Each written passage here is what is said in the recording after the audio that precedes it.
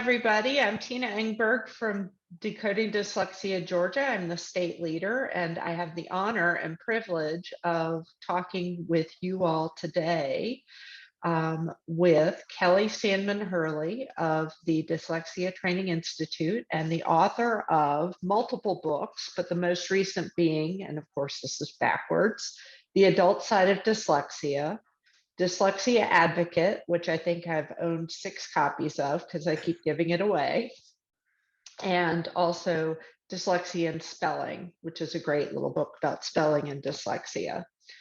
I am also joined by Cindy Lumpkin, who is in Atlanta area and is the head of Triumph Transition School in Austell, Georgia, and also joined by Cameron Mattingly, who is an executive with a multinational corporation, who he will get to name if he wants to. And Cameron really rocked a lot of people's worlds in April of 2021 when he spoke to the Georgia State Board of Education retreat and shared his personal story for the first time. So I am going to turn this over to Kelli, and I'm going to turn off my microphone in the hopes that you do not happen to hear my dog going after the mailman. And let's talk. Well, hopefully you won't hear my dog shaking her collar or the guy putting tiles in my bathroom behind me. So there you go. Okay, well, thank you very much. Thanks for inviting me. I'm really honored to have Cindy and Cameron here. So I always feel when I talk about this topic as a person who doesn't have dyslexia, I always feel a little awkward. So do not ever hesitate to correct me if what I'm saying doesn't seem accurate to you or you'd like to use different language. It doesn't bother me at all. It's just how I learn. So you can't offend me. It's really hard to offend me. There are certain things you can do, but usually not in the dyslexia world to offend me. So I guess what I should do is just start off talking about what I did. Is that right, Tina? Okay. So a little bit just about why I did what I did is before we started the Dyslexia Training Institute, which I started with my business partner, Tracy Block-Zaretsky, we both worked at the adult literacy program in the San Diego Public Library. So I was there for 12 years. And so what we did there is adults would come to the library and we would train volunteers, and then we would match the volunteers with the adult learners. And so I did that for 12 years, and I did that in a low socioeconomic neighborhood. I loved every minute of it. The adults would come in and they would sit at my desk, and I was pretty young. My first assessment was for a gentleman named Linford, who's really the reason I do everything I do. And he was a guy from Jamaica who came and sat at my desk, and he was my first assessment. And he just started crying, like bawling. And I was only like 27 years old. And so Linford's I always walk around with Linford, I feel like. He's always with me because he started telling me about how awful his life had been in Jamaica because he couldn't read and write. And his mom basically abandoned him because his sisters could read and write. And I don't remember how he ended up in the United States, but when I met him, he had kids and he was unable to help his kids with the homework. He was pretty severe. He was pretty severe on the scale of his literacy skills. His literacy skills are probably at the 1st or 2nd grade, which in an adult literacy program is not uncommon. And then he was unable to get a better job because in order to move up the ladder in his company, he had to take a written exam, and he couldn't do that. So there were just so many emotions. And so I always carried him and all the other adults that came in and cried in my office with me. And then as I became an advocate, I would sit at these IEP meetings, and I still do. I don't do too many of them anymore, but I still do. And I think to myself, as these people are talking, you're forgetting that this kid is going to become an adult. And you're forgetting that everything you say right now is going to affect that person as an adult. Because the adults come in and they can tell me exactly what the teacher said in 3rd grade, as if it happened yesterday. And then these IEP meetings take forever, and these forms take forever, and these timelines take forever. And every single week that goes by, that child is sitting in that classroom struggling.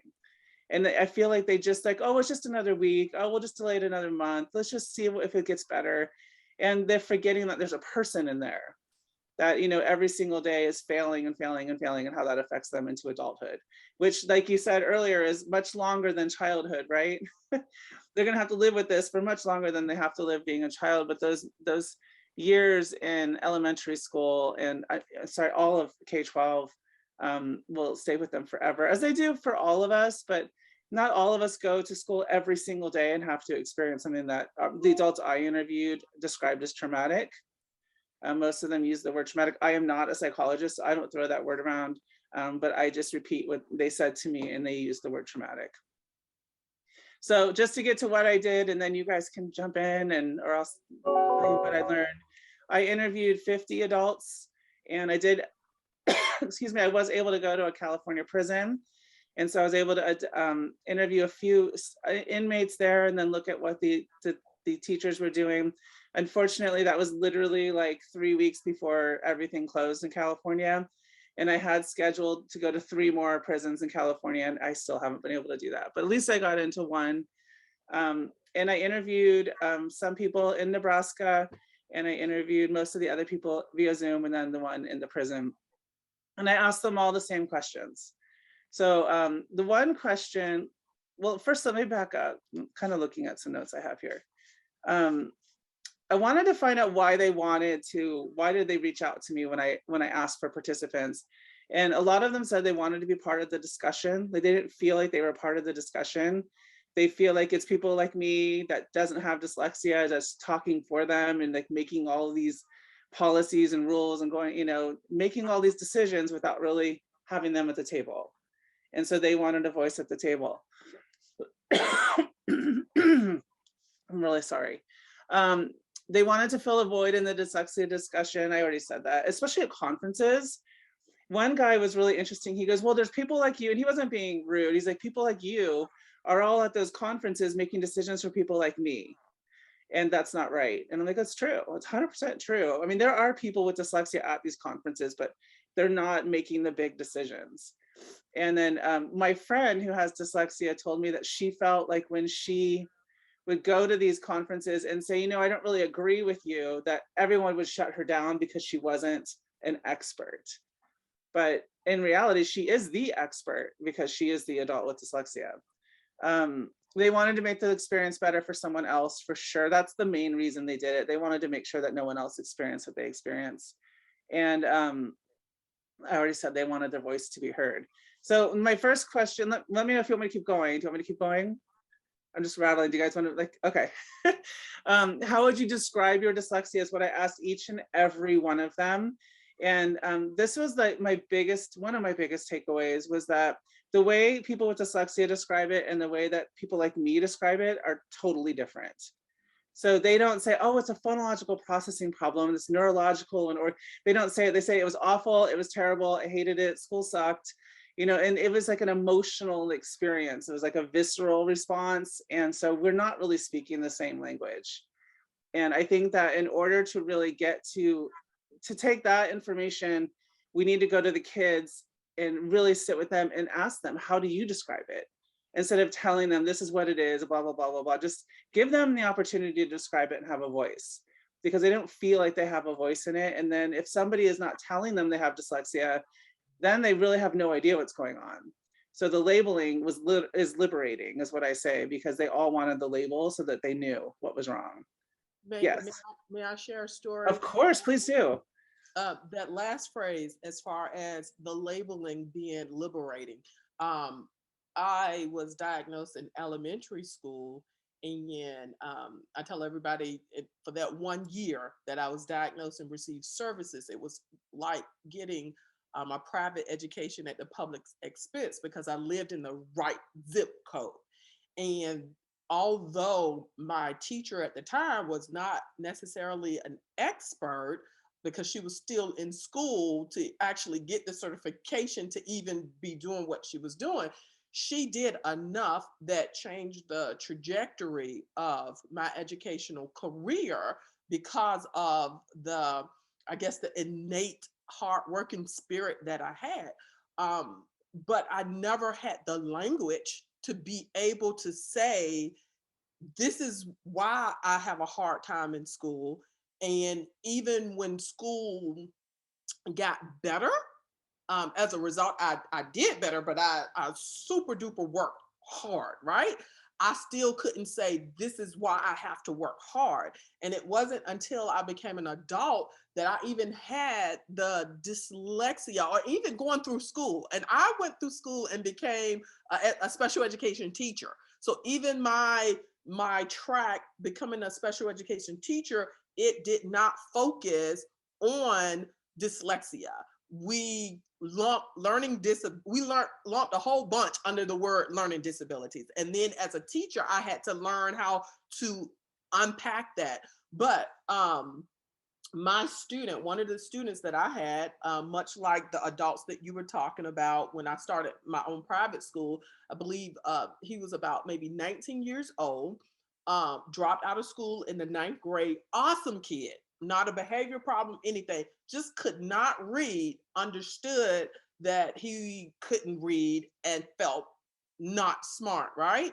Well, one of the things that I did was to give him the label, right? And once we interviewed him, and when he explained what dyslexia was like for him, he said it's like being in a dark room and not being able to get out, wanting to get out, even having your hand on the doorknob, but cannot open it up. Oh, And so I think, and I'm emotional. that's Part of it is heartbreaking. my Yeah. age, but a part of it with me and my story, I carried the little girl who lived in darkness, and then who had the ability to work hard, but still became an adult who still was very traumatized by the entire experience, and having to overcome shame, basically, on my own. Mm-hmm. So I love that story. And then, you brought up the shame and the trauma. So, I mean, it's right. It always comes up, when people with dyslexia talk about it. And I think like kind of blowing it off in K-12 is like the worst thing we do, and like not really taking it seriously, because shame and trauma are big words. And so, and I love his analogy. That's heartbreaking, but I really like that. Cameron, did you want to add anything? You look like I was going to agree 100%. I was 37, I think, before I heard the word dyslexia for the first time. Wow. And it was a very personal, private moment, but it was, foundational to the last 5 years of change for me, because I began to start to understand. I think up until that point, from the 3rd grade diagnosis until a 37-year-old adult, all I ever heard was disability. Oh, interesting. And the whole special education process wasn't very special. We can get into those details later if you want, but I completely agree. It is, in leadership, you sometimes hear a slogan, lead with the why, right? And when somebody understands the purpose or the reasoning behind it, then they're able to get on board with whatever that is, right? And I think as a kid, if they begin to understand that, this is a thing that's a part of you, and let me explain the thing that's a part of you, not just try to fix you. You become very self-aware, and that's a good thing. I know there's things that aren't in my wheelhouse today, but then I also know there's some things that I'm really darn good at, and I focus on those things, and I help build teams that can do things that I can't do, and inside of that is a whole lot of unity, and inside of a whole lot of unity on a team, a whole lot of power. So usually high performing teams, because there's a lot of respect.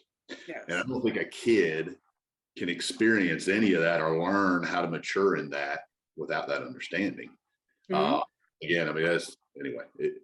I can keep going. I'm going to pause because I think we got an hour, and you're liable to get half a day out of me if you want. Totally. Well, me too. But I'm curious to ask you guys. Did you both have supportive parents who? I know, Cindy, you said it sounded like you were able to get an IEP and you were able to get services. And Cameron, did you also have parents who advocated for you and supported you at home and made sure you had a safe environment and tried to understand? Yes, I read this meme the other day that said, "Don't be too hard on your parents. They were learning also." Yeah. And you know, I'm gonna put that on my son's door like right now. Yeah. that's a real statement. But I did have an IEP in third grade. It was initiated by the school Oh, and wow. the Wow. counselors there. I'm it was the stuff that they were dealing with, you know, with me that was surfacing was profound in nature. So they picked it up pretty easily. Okay. Presented it to my parents, and you know, to my knowledge, I was the first person in my family to be formally diagnosed, or to have those types of conversations. So, you know, I don't know that they knew what to do, and I don't know what kind of resources were out there to try to help them know what to do. I think the school system did the best they could with what they knew, which is all of that said for parents, for educators, for people with dyslexia today. It encourages me of how much better it can be today, because it's not just concept ideas, things that people knew in the late 80s, early 90s that were concept ideas have now been proven as absolute fact. So it's not that we don't know what to do anymore. Right. That's encouraging to me. But my personal experience, I did have an IEP. I was pulled out of class 2-3 hours a day in elementary school and would go to the special education room that wasn't special. And I didn't learn anything. And it wasn't because I don't think people tried. I just don't think they knew how. And then it was just a mix of people, like Cindy, I believe you said there's this umbrella, right? You got to, as an educator, you got to pack everything that's under there. So that teacher was dealing with things from developmental disabilities to neurodiversity to the stuff, and the reality of being able to teach all of that in one setting was, I mean, can't happen. So, you know, that looking back at it now, it is what it is. But for the kid in the room, it wasn't good. It wasn't good at all. And then the middle school time period, I would say, is when it got really weird. I was an athlete. I was playing sports. I'm extroverted by nature.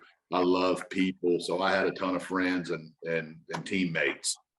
But you know, I would go right to the special education hall down that to class, and my friends would go left, and it got weird. I mean, I was into girls. I thought she was cute, and then I was going to that class, and I was that kid. Oh. Right? So, I mean, those things, Mhm. you know, so I over rotated in my strengths and compensated for that, but I still knew, and it became like the thing that wasn't talked about, but everybody knew.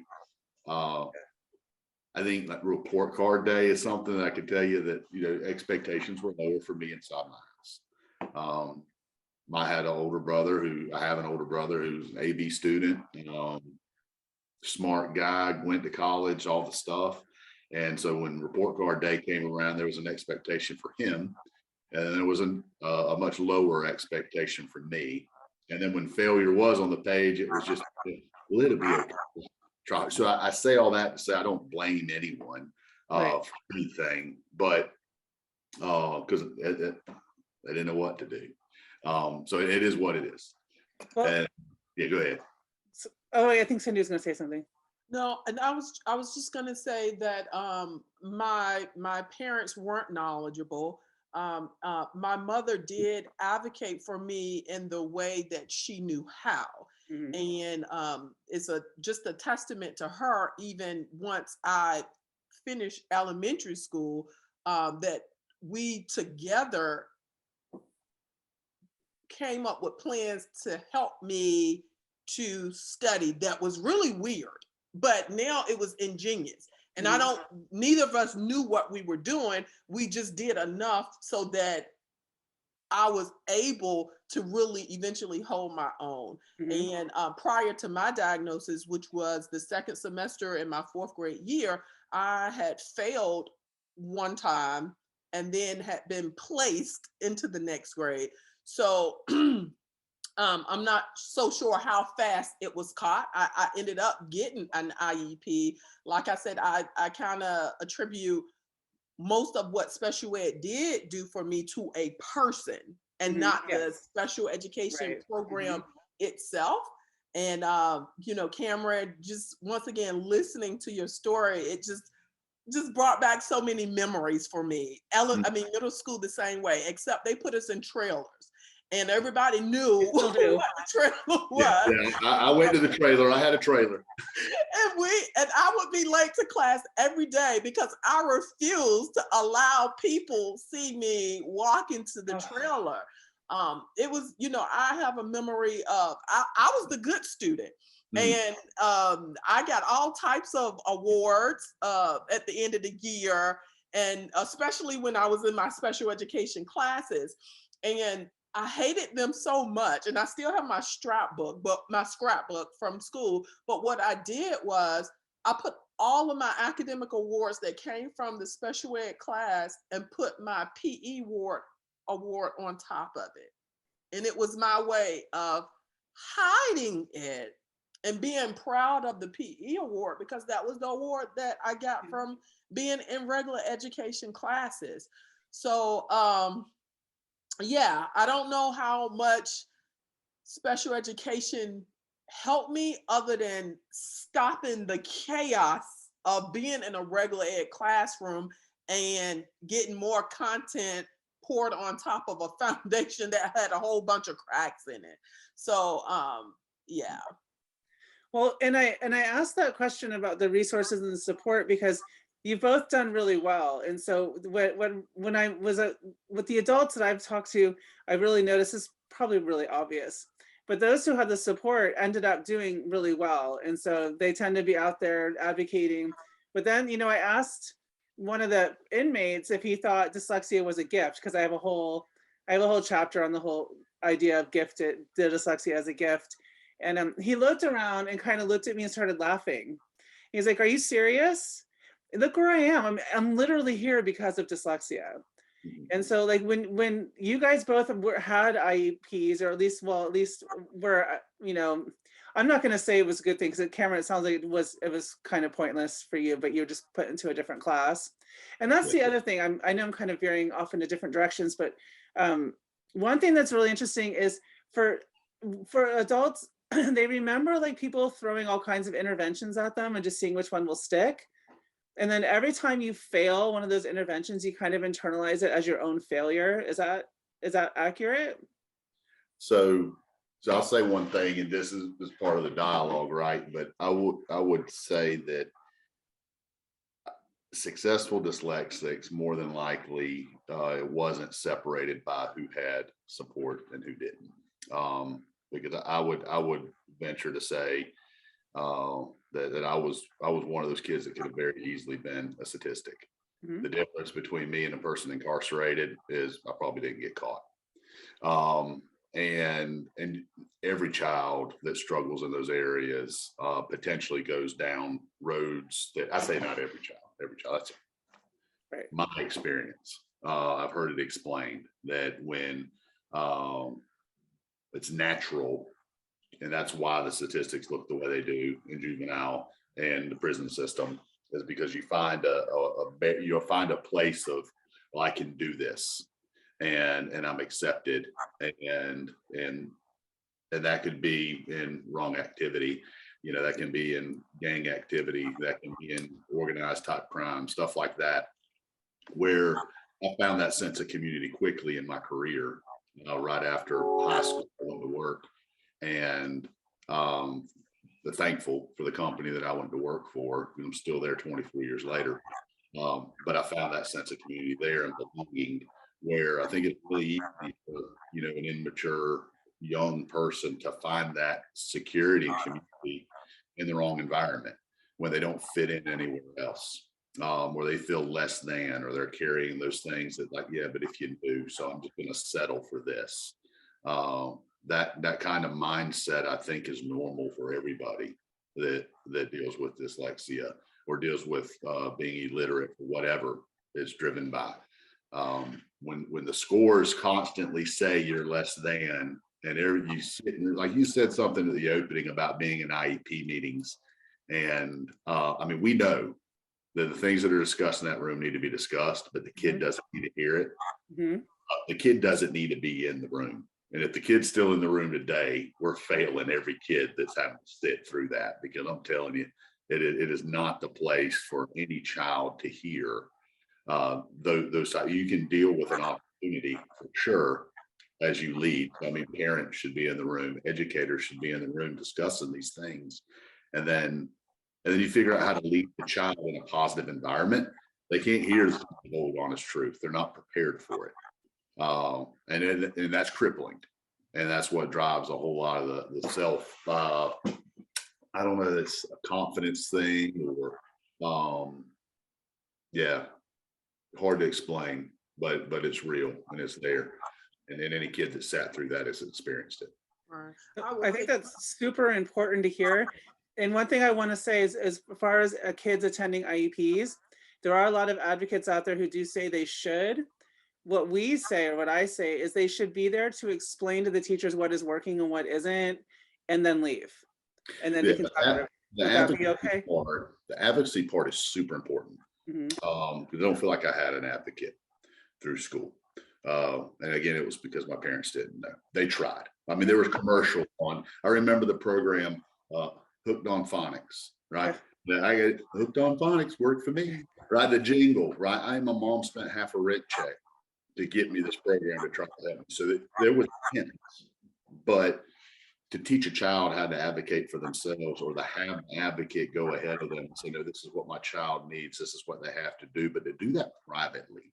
Yes. And then establish the environment where the kid can be successful is the proper way to do it. Okay.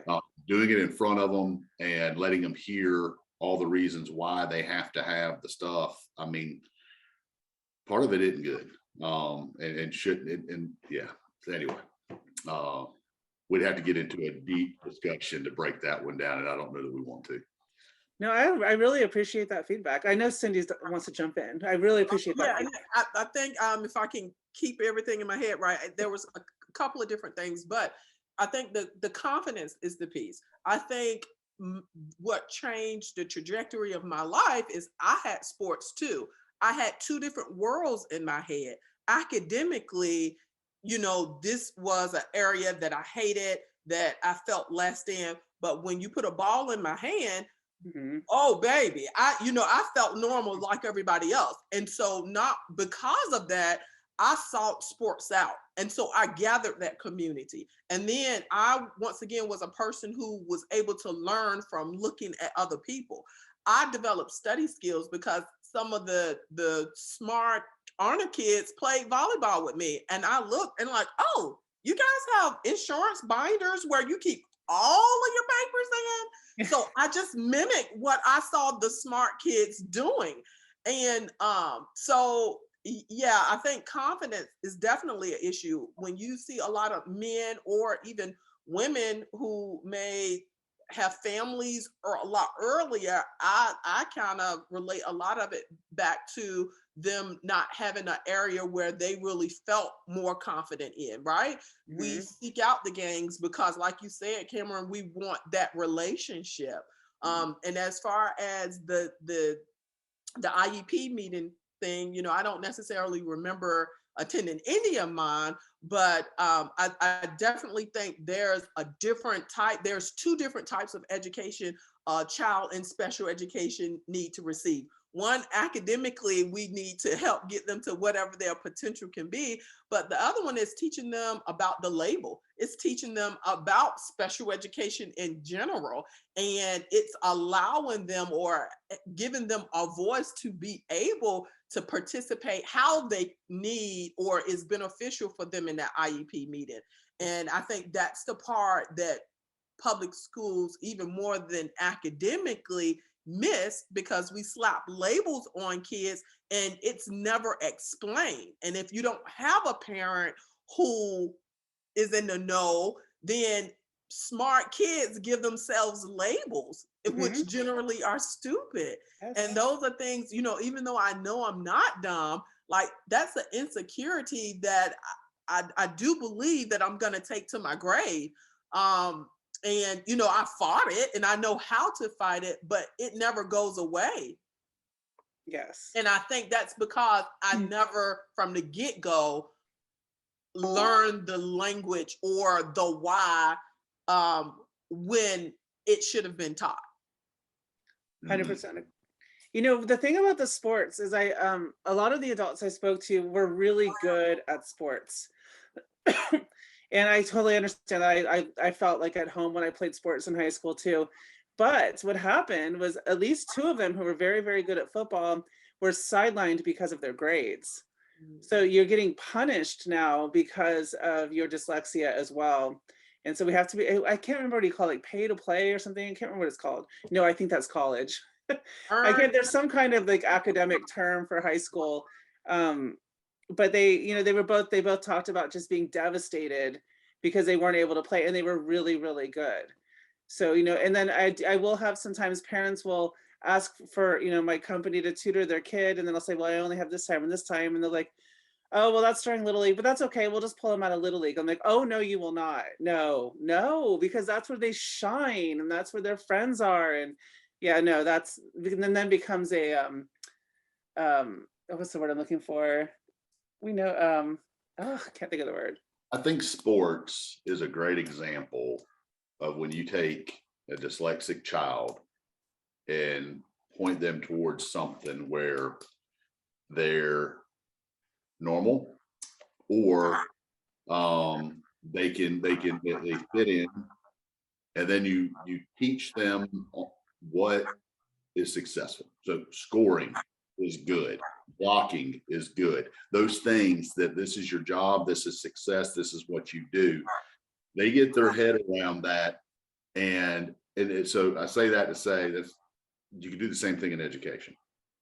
Once a dyslexic child knows these are some things that, okay, we're going to work hard on spelling for this hour, but it just, we're going to do some art in a few minutes, or we're going to do whatever that thing is that child is passionate about and is good at, and you point them towards it. Then they have wonderful experiences. I think sports is just a natural default of that, because they easily understand what success is, and it's equal. It's equal playing field. They can be a part of it.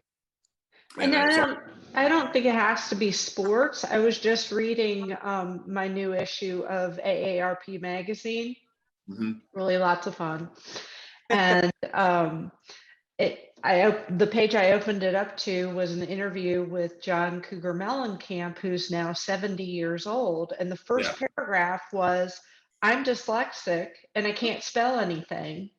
And when I write a song, I say the lyrics to the person who I trust, and they transcribe it for me. Yep.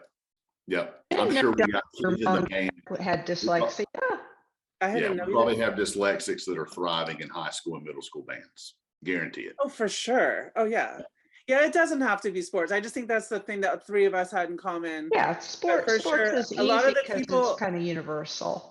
Yeah, one guy I interviewed was an opera singer, and he was amazing. Oh, wow. You know, and then one of my students was, he was just really good at fixing cars, like really good at fixing cars. Can't read the manual, but he came into my office and fixed my exercise bike that had been sitting there broken for like 3 months in less than 10 minutes. And I had read through that manual like 16 times, and I just like decided I'm just not going to ride the bike anymore. And he fixed it. So yeah, it just has to be. But this also reveals, again, the opportunity. Not everyone has the opportunity due to all these extracurricular sports. I mean, if you want to play tennis, you have to have private lessons. You can't just pick up a racket and play tennis. You have to have some kind of lessons, and those are not cheap. You know, same with the equipment that you need, you know, so sometimes there's the kid who's struggling and they don't have the resources to go into these extracurricular activities. And those are the people that keep me up at night. That's, you know, when I worked at the public library, that's the neighborhood I worked in. And it was heartbreaking because they feel like they miss so many opportunities, not just because of their dyslexia, well, because of their dyslexia, but then also because they weren't able to do things they loved, because those were also, you know, above and beyond what their family could provide for whatever reason. So, Kelly, Well, can I and add this? I think, and if I'm going in a different direction, you guys just shut me down. I have a heart for what I consider the underserved as well. And there's two parts of that, but definitely there is a part of who just can't afford, right? And so that is my next or lifelong goal, is to show, and I think I'm a perfect example that school doesn't have to be expensive to still be successful. And even in the community in which I found myself, I'm trying to change the minds about private schools for students who learn differently, because I don't feel like what I've done is some great thing. But then when I think about it, it's kind of been awesome. And I'm trying to not minimize it, but what I would say that I've done is really take the pressure and stress off of kids, focus a lot on a lot of emotional things until students can see I can do, and then integrate academics back in, and kids have flourished. Like I've been the same teacher, passionate, loving, in public schools as well as in the school setting that I'm in now, and I've never made the academic gains that I've seen in my little small school that I operate from paycheck to paycheck now. And to me, it's like, oh my God, it doesn't take a lot of money now. You know what I'm saying? Oh, it doesn't have to, but there's so much around that just needs to be changed in our minds. And I get the thing about school vouchers, and it definitely is something that has really challenged me and where I thought I stood. And so even though I'm still like here, when I argue this, I say public schools have not been the answer for most kids in special education. And I feel like poor parents or parents who don't have as much funds need to be empowered to use these vouchers to create programs that can help their children.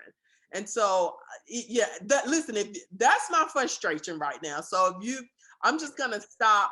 But I feel you about that, and I just really hope and pray that, as my platform grow, that I can help give more clarity around some small things that parents need to do in order to make sure their kids are just not being passed on and really not being remediated. And sometimes that's just coming together and pooling their meager resources with, some educator who's passionate to help their children where they are. and one thing I noticed, I love that. And one thing I noticed though with those parents who might have more trouble with the resources is there's a cultural thing where they don't want to go to the school and make waves, and they don't feel like they should, or they just don't want to tell anybody. There's so it's just, yeah, I think there needs to be like more people out there telling them how to do it. And trying people who can reach those communities and help them, empower them, and help them say, look, you can go do this and it's okay, and you can go make waves, and you can go be that parent. And then another thing you said, which I hope you guys will tell me if I'm right or wrong, is that you had to work on the emotional part. So one of the things I'm telling people, I'm suggesting based on the conversations I've had with people like you, is that what happens is these kids get identified and then they get pulled out, and then the teacher just starts going through a program. But no one actually sits and says, listen, tell me what school's been like. Tell me what's going on.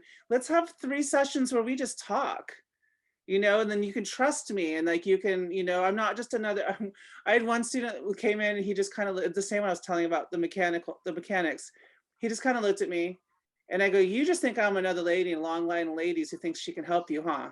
He's like, oh my God, yes. And I'm like, no, let's just chat. Let's just talk. And he thought he was getting away with something for like 3 days because we were just talking.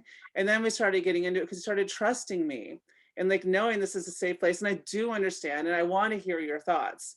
But I think in the schools, they just start going through these checklists and then no one really talks to them and gives them a voice. And I think when you said that, I'm like, oh my God, that's exactly what all these schools need to do. Because you can't get to anything if someone's like blocked off, right? Right. Well, that's what I've experienced with my own child is that he has really serious trust issues with the people who have encountered him. And he's testing you not because he is a bad boy. He's testing you because he needs to be able to trust you with his secret about his lack of abilities in this one area of his life. And that trust, a lot of times doesn't go away easily. So, I mean, well, Tina, you witnessed my first public statement. And I was dry sobbing in my Yeah. seat. Yeah, me too. Me too. It was a group event. The thing that I think I had to push through the most was the trust thing. And it was, I had a secret. Nobody else needed to know it. It was a part of me that I was ashamed of. If you knew it, you would invest in me. If you knew it, you would never get another promotion again. If you do, you wouldn't ask me to chair your board or to volunteer with your nonprofit. And so I couldn't talk about it. And then when I started to talk about it and started to trust a very small circle of people, there was some healing involved in that had to happen. There was a private journey that about 4 people were a part of for a 2-year process. I'm fortunate to be married to a clinical counselor, so she was just my wife during it, but I don't know when. I call it the ninja. I was like, when you gonna pull out your do some ninja stuff on my mind, and I don't know how many times we sat down at dinner she was doing that, but it was helpful. But I had a small group of friends that I would start to talk to a little bit because I was becoming self-aware. I could see all my strengths manifesting through 20 plus years in my career, and it all made sense. And when that started happening, I began to trust a few more people. And then that circle has slowly gotten bigger and bigger and bigger, and other people. And so now I've been on a call for 42 minutes and I haven't wiped one tear. That hasn't happened very often but I know that that's a tangible way to know that there's emotional healing that's taken place for me personally. And I'm 42 years old. So to establish that trust with the child is a big deal for sure if you're going to commit to helping them. But even as an employer that would know about an employee or a friend that would know about a friend, I mean, that trust bridge is always important. I mean, it's important in any relationship. It's amplified. I think if you've gone through a traumatic experience, I mean, I never would have thought that's what it was, but that's what it was, and it sucked real bad. And yeah, so the desire to have that trust or to know that it's there is I think that goes away easy. It can't heal. Right now, I'm talking to you all, and 2 of you are perfect strangers. That's totally fine. Doesn't bother me a bit.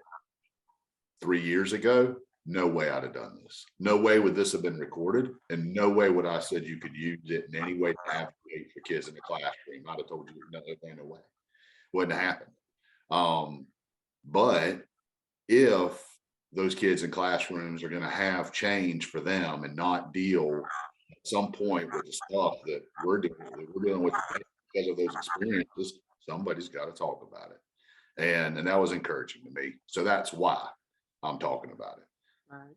And I think that's one of the things or strategies that I use to build trust with my students is I share the story. I straight up tell them, I know what it feels like to be in special ed. I know what it feels like to look at a book and not be able to read it, Matter of fact, I didn't read my first chapter book until I was in middle school. Then I would tell them all the stories, like, you know, in Sunday school, when we had to read the Sunday school book. My Sunday school teacher was real predictable. You had this line, or you went in order. And I kept a track of who was ahead of me. And when it came close, it was, I gotta go to the bathroom.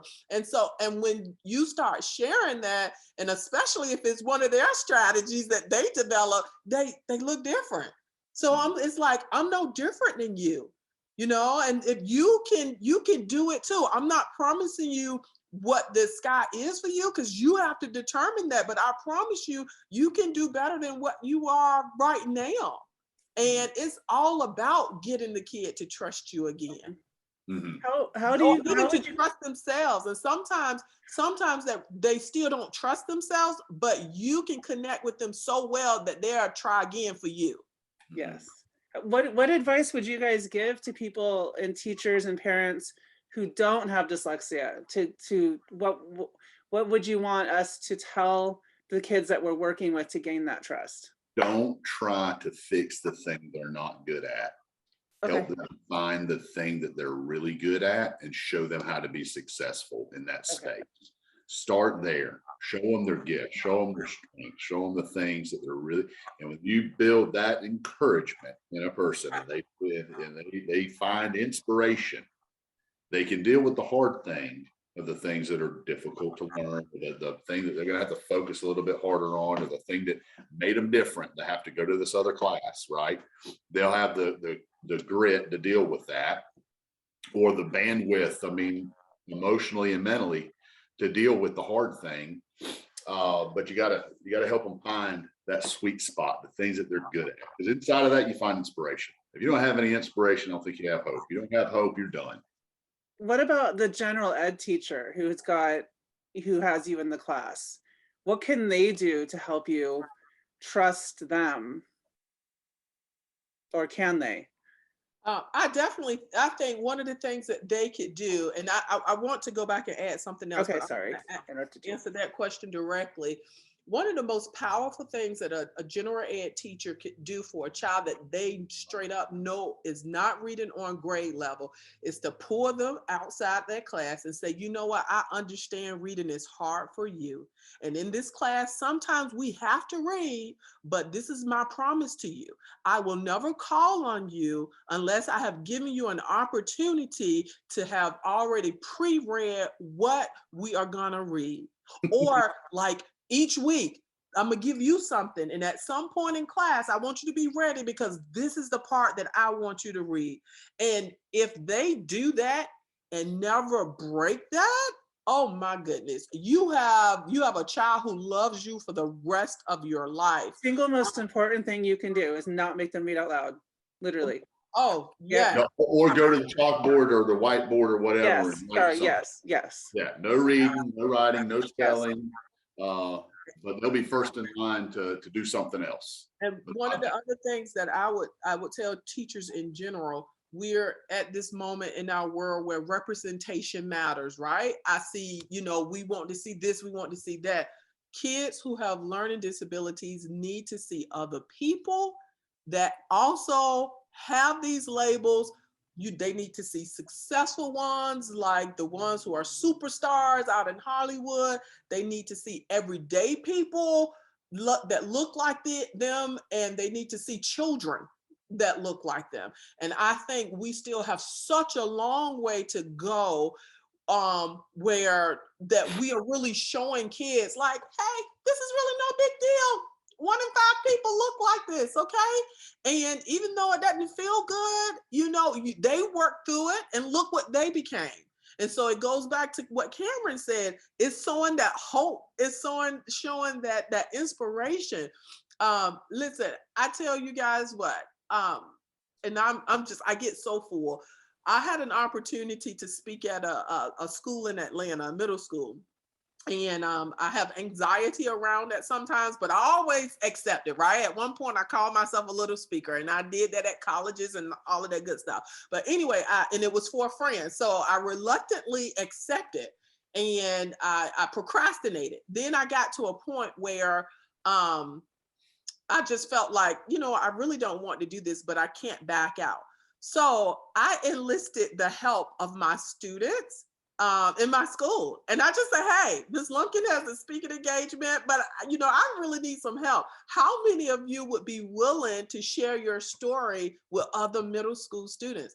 I got 3 students who did that. Now, mind you, I had already been working with these kids for 3 years. All right. So we work on advocacy. We work on showing them other people who also have learning issues or who have been labeled and so forth. But anyway, they went. And when I tell you they knocked the ball out of the park, OMG. And then it really, that concept of showing students people who look like them, they became the person that other students looked at. And when I tell you, like, the teachers were so impressed, they were so impressed. Now, I don't know how it went over with the kids. They listened, they listened, but I believe that every child could get to that point when we do the things that are also needed and aren't just academics. I feel like the academic part works so much faster when we do the more of the emotional things or the things that give hope and inspiration. I love that. Did you record that? I recorded some of it. I did do a video. If you're on that thread, I will send it to you. I would send it out I would on love that. to see it. I won't share it. I'd love to see it. Awesome. Wow, I'm gonna come out to your school. So one of the things that the Senate bill that we have that is rolling out, and it's got a pilot study going on, and then the school districts across the state of Georgia will be obligated under SB 48 to screen all students for characteristics of dyslexia. And I'm helping on the kind of steering committee for that process. But how do you address, or how do we think about advocating for those kids who we know exist in these spaces in schools, but they haven't been identified, and in some places those kids get railroaded into behavior things. Oh, it's ADHD. Oh, you're whatever. And so we don't have a real accurate representation of who is dyslexic, because our identification numbers in the state are really relatively very low, especially if you use the metric of 1 in 5. We know that is kind of a rough number. I think it kind of tends to be a little bit lower in general, but overall, how do we help those kids who aren't seen? I think the part of that bill, Tina, and tell me if I'm wrong, but it's mandatory screening starts for a certain age group, right? And I'm not the I can give you what it's like to live with it and live through it through my experience, but what I don't know is how to course correct some of those things like screenings. However, we know that there's people, yourself and others, that have dedicated so much of their life to get it right, and we need to pick the screening that has the best rating and scale it across the entire state. There's certain things, and I can see this in my industry that I work in as well. There's certain things that at a local level, you never want to disrupt the beauty of people having ownership over something and being empowered to do what they feel is right for their community. And because if you take that away from them, then you're taking away so much of the things that make us unique in our skills that we're committed to. But when you're doing something new, and I think anybody from at a school level or a local school board, or maybe even a superintendent level in our education system, would say they're not sure how to fix this problem. When you're dealing with an opportunity like that, that's when authority needs to make the right decision and begin to set things that are standards. So when these people that truly want to educate these kids, they want to help these kids, they want to manage their boards as they can for their communities, but they're not sure on this, they have a policy to back into to say, this is how we handle this. So that policy has to be tight, but it has to be prescriptive. Then it's got to be state level approach. If you just leave it up, well, we let the local board, or we let the superintendents do what they think is right. This isn't one of those topics. This isn't do we have sports because of COVID, or do we go virtual or hybrid, or what do we do? This isn't that kind of decision. This is a very unique, specific, subject matter expert topic that I mean, most of them will tell you they graduated school and graduated from college and weren't taught how to teach somebody to read. This isn't a space they can make the right decision. And I think they're aware of it. So if there's frustration at the local level, it's because they've been forced to try to fix something they have no idea how to fix. So we need to prescribe a policy scaled across the state that has clear guidelines that are benchmarked by successful facts. I mean, that's the beauty of today. 1988, I got an AP. We didn't have all the data we have today. Today, we know this is the concept. It's been proven. It works. We just need to use it. I think too, a part of that is I think the districts have to do a lot better job of educating parents, all parents. You know, I think a part of like SB 10, you know, they have to send out some letter saying that these are the schools or whatever. Well, it has to go beyond stuff like that, because the parent, I feel like the parent needs to be just as active with the school with identifying children. Because a lot of times with the school, what I've seen is, you know, you have really passionate teachers who probably believe what they're saying, who say, well, give it some time. Well, I'm doing this and I'm differentiating learning, but nobody is stopping to think that if the next teacher do the same thing and say the same thing, that we're losing ground so fast. And when you realize how much, it's usually too late, or requires a lot more surgical work, is what I like to say a lot of times, because I encounter kids at an older age, maybe 6th grade and so forth. It's so much work to get in there and retrain or help retrain these kids to believe that they can do better than what they've seen all of these years. And a lot of times I think parents are so afraid of labels that they can be in denial too. So when they meet that teacher who say, yay, you know, let's just try, that's exactly what they want to hear. And at the end of the day, it don't benefit the child. And I really do believe that we also have a group of educators who believe that they're doing the student more good by not giving them these awful labels. So, you know, there's work to be done with even taking the stigma off the label. Yeah, no, I agree 100%. I think that from the parent teacher perspective, right? I mean, there's going to be circumstances where these parents have no idea what to do with the child, and the teachers really want to be able to help them. And when we find the kid, so the parent brings the kid to the school and says, look, the kid's struggling, what's going on? And that's where the screenings, I think, are so important at a young age, because if that kid that parent brings is in 7th or 8th grade, before they get identified, before they get, they're going to deal with so much more junk, not from just learning how to overcome, but the emotional stuff that they're going to have to deal with. They're going to have a fight in their hands. You take that young 8 or 9-year-old and you begin to, it's a part of raising a child. You take a kid, or the puberty stuff starts happening before all the independent hormones get flowing. You can coach and teach that child a whole lot and help shape that person to who they're going to be. Character is developed in that stage, right?